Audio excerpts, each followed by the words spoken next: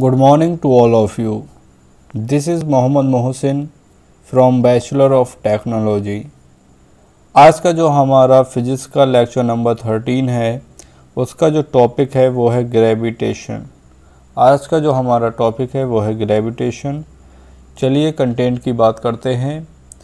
Introduction, centre of gravity, earth gravity, satellite, escape velocity, challenge में आपके लिए questions रखे गए हैं जिसमें आपको अगर मालूम है तो आप कमेंट बॉक्स में बता सकते हैं, अदरवाइज़ वो क्वेश्चन आपको पता होना चाहिए क्योंकि कंपटीशन और एग्ज़ाम्स में वो अक्सर पूछे जाते हैं। तो वो वाले क्वेश्चन बहुत इम्पोर्टेंट हैं, ज़रूरी हैं, तो आप उन क्वेश्चंस को अच्छे से तैयार कर लें। चलिए बढ़ते हैं इंट्रोडक्शन की तरफ। इंट्रोडक्शन में ग्रेविटेशन का इंट्रोडक्शन जो है वो है, it is the force of mutual attraction between any two objects by virtue of their masses. It is the force of mutual attraction. Mutual attraction का जो फोर्स है बिटवीन एनी टू ऑब्जेक्ट्स, किन्हीं दो objects के बीच में जो mutual attraction हो रहा है by virtue of their masses, उनके मासेस को लेकर, किसी भी ऑब्जेक्ट के मासेस को लेकर जो म्यूचुअल अट्रैक्शन हो रहा है उसी को हम क्या कहेंगे, ग्रेविटेशन। मैं इस पर समझाता हूँ आपको। एक ये बॉडी है ब्लैक कलर, रेड कलर, और ये बॉडी है आपकी ग्रीन कलर। इन दोनों का मास अलग अलग होगा और ये दोनों एक दूसरे को अट्रैक्ट करेंगी। उसी अट्रैक्शन को जो फोर्स लग रहा है उसी को क्या कहेंगे, gravitation force. Note, greater the masses smaller the separation.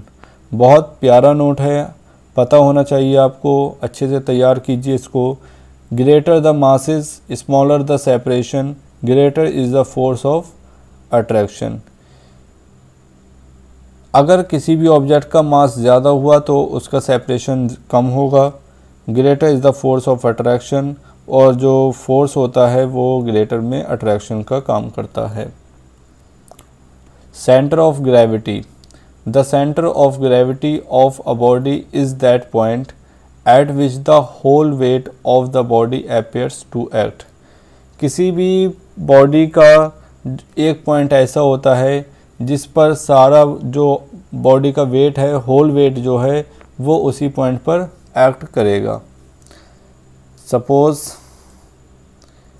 ये हमारी कोई एक बॉडी है ग्रीन कलर की और इस पर ये रेड कलर का हमने एक पॉइंट रख दिया। अब ये जितना भी ग्रीन कलर की जो बॉडी है, इसका जो वेट होगा वो सारा का सारा इस रेड कलर पर आ जाएगा। तो इसी को क्या कहेंगे, centre of gravity. It can be inside और आउटसाइड द बॉडी। ये वाला जो पॉइंट है ये बॉडी के अंदर भी हो सकता है और बाहर की तरफ भी हो सकता है। तो इट कैन बी इनसाइड और outside the body. Earth gravity की बात करें, ये स्कूल्स और कॉलेजेस वगैरह में ज़्यादा क्वेश्चंस बनते हैं इसके।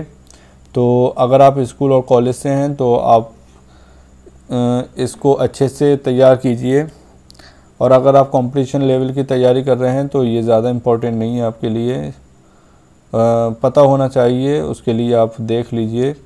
The acceleration due to gravity on the moon is 1/6 that of the earth. The acceleration due to gravity on the moon is 1/6 that of the earth। Gravity से जो एक्सेलरेशन हो रहा है, ग्रेविटी का जो एक्सेलरेशन हो रहा है वो मून पर जो एक्सेलरेशन है वो 1/6 पार्ट है किसका, अर्थ के एक्सेलरेशन का। यहाँ अर्थ और मून के दो एग्जाम्पल ले लेते हैं। ये हो गई अर्थ हमारी और ये हो गया मून। तो इस पे जो एक्सेलरेशन होगा, इसका जो 1/6 पार्ट होगा वो यहाँ पर एक्सेलरेशन होगा। मान लो यहाँ पर एक्सेलरेशन आपका 36 है, तो यहाँ पर एक्सेलरेशन कितना होगा 6। Earth is surrounded by an atmosphere of gases due to gravity. बहुत प्यारा पॉइंट है ये। Earth is surrounded by an atmosphere of gases due to gravity. ये जो अर्थ है इसका नाम हम रख देते हैं अर्थ।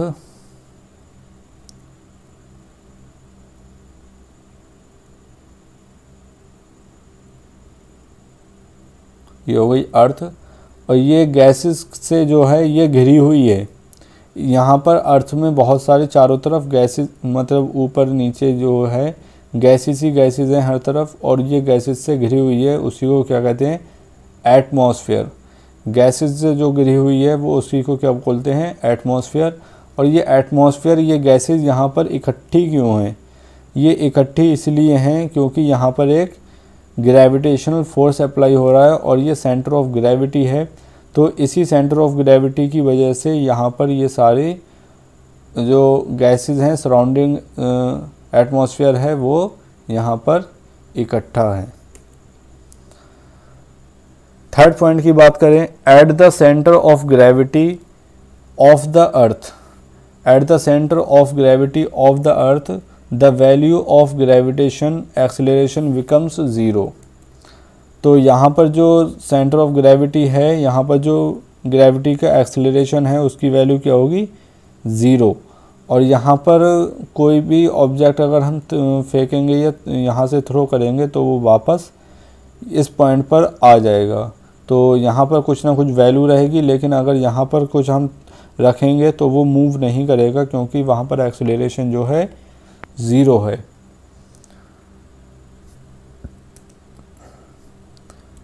बात करेंगे satellite. A satellite is a moon, planet or machine. Satellite moon भी हो सकता है, प्लैनेट भी हो सकता है और मशीन भी हो सकती है। That orbits a planet or star. और वो प्लैनेट और स्टार, जो गैलेक्सी में प्लैनेट और स्टार्स होते हैं उनमें से किसी का चक्कर लगाएगी, उसी को क्या कहेंगे सैटेलाइट। तो a satellite is a moon, planet or machine that orbits a planet or star.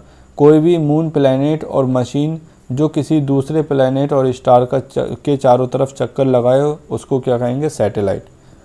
For example, earth is a satellite because it orbits the sun. Sun के चारों तरफ चक्कर लगाती है अर्थ, इसीलिए उसको क्या बोलेंगे satellite. Usually the word satellite refers to a machine. Usually जो सैटेलाइट वर्ड है वो मशीन को रिफ़र करेगी। That is launched into space.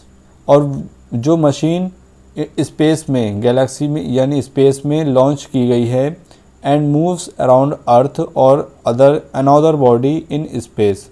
और जो अर्थ और दूसरे बॉडी पर, स्पेस में जो दूसरी बॉडी है या अर्थ है उसके चारों तरफ चक्कर लगाती है, उसी को क्या बोलेंगे सैटेलाइट। जैसे यहाँ पिक्चर्स में दिखाया गया है, ये अर्थ है और ये अर्थ के चारों तरफ काफ़ी सारी सैटेलाइट्स चक्कर लगा रहे हैं, तो मशीन्स चक्कर लगा रही हैं, तो इन्हीं को क्या बोलेंगे सैटेलाइट। ये सारी मशीन हैं जिनकी वजह से हमें अपडेट्स मिलती रहती हैं। मैप वगैरह जो है वो मैप वर्क करता है, वो इसी की वजह से वर्क करता है। Earth and the moon are example of natural satellites. जो अर्थ है और मून है वो नेचुरल सैटेलाइट के एग्जाम्पल्स हैं, क्योंकि ये दूसरे प्लैनेट्स के चारों तरफ चक्कर लगाते हैं। बात करेंगे एस्केप वेलोसिटी की। तो एस्केप वेलोसिटी क्या होती है? The minimum velocity of the body that should be given to the body to enable it to escape away from Earth gravitational field is called escape velocity। मैं आपको यहाँ पर समझा दूँ, ये अर्थ है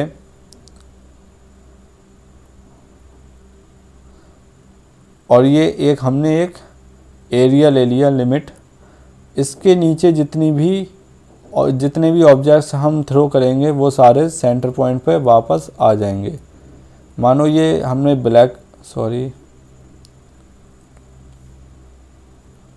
मानो हमने यहाँ पर ब्लैक कलर का एक ऑब्जेक्ट हमने थ्रो किया तो ये वापस इस जगह पे आ जाएगा, और रेड कलर का भी हमने यहाँ पर थ्रो किया, क्योंकि ये इस लिमिट के नीचे है तो ये भी वापस आ जाएगा। बट अगर हम कोई दूसरा ऑब्जेक्ट, ये जो लिमिट हमने बनाई हुई है इसी को क्या बोलेंगे, ग्रेविटेशनल लिमिट, और